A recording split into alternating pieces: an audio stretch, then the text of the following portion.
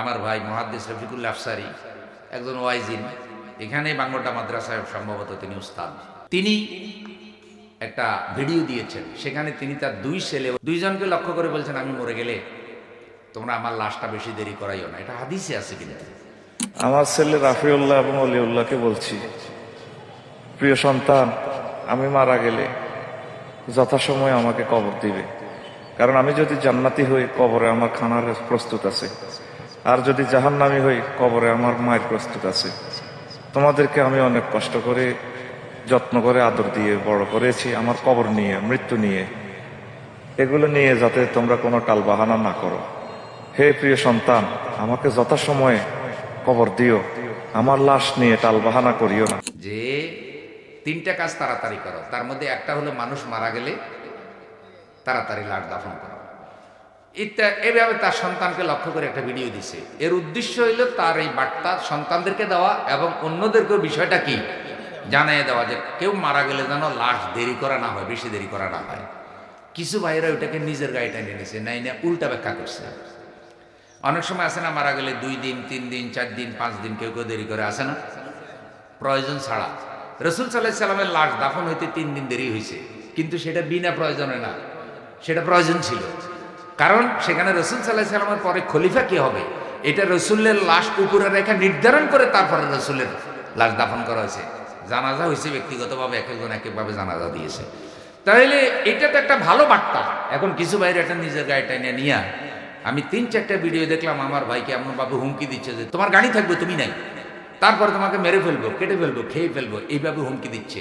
এই হুমকিগুলো দেওয়া আদৌ কোনো ঠিক না। কারণ উনি তো কারো নাম বলেন, উনি একটা ভিডিও দিছে।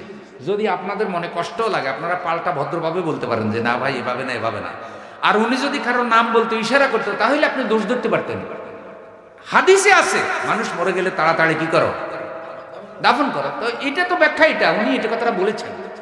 আমরা এটাকে খারাপ অর্থে কেন নেব? যেটার ভালো অর্থ নেওয়ারও সুযোগ আছে, যেটার ভালো অর্থ নেওয়ার সুযোগ আছে সেটা কেন আপনি খারাপ অর্থ নেবেন? এখন তারা ওনাকে হুমকি, আমি জানি না ওনার যদি কোনো ক্ষতি হয়ে যায়, যারা হুমকি দিছে তারা দায়ী হবে।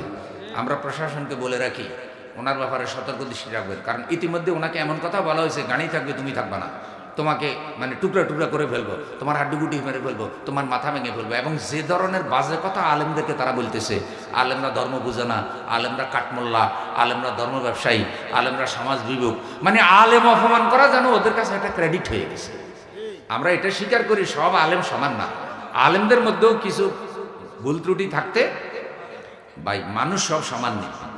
তো এই যে মিলাদ পড়ে সেও আলেম, যে মুয়াজ্জিন সেও আলেম, যে তাবিজ লেখে কয় সেও আলেম, যে মনে করেন মানুষের ঘরে ঘরে গিয়া দোয়া কলমা পড়ে, খোঁজ খবর নেয়, মৃত্যুবার্ষিকী করে সেও আলেম, যে মাদ্রাসার মুহাদ্দিস সেও আলেম, যে পিএইচডি করে ইউনিভার্সিটির শিক্ষক সেও আলেম, জাকির নায়েকও আলেম, কাবা শরীফের ইমামও আলেম, বাংলাদেশে যারা হাজার হাজার মুহাদ্দিস আছে তারাও আলেম।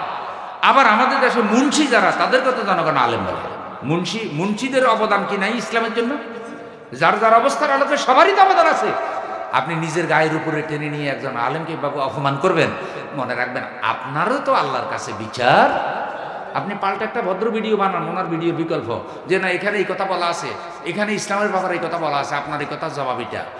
আপনি ওনার কথার জবাবটা একজন আলেমকে অপমান করবেন, মেরে ফেলবেন, খেয়ে ফেলবেন, এটা হতে পারে না। আল্লাহ আমাদেরকে সঠিক বুঝার, সঠিক বলার তৌফিক দান করুন।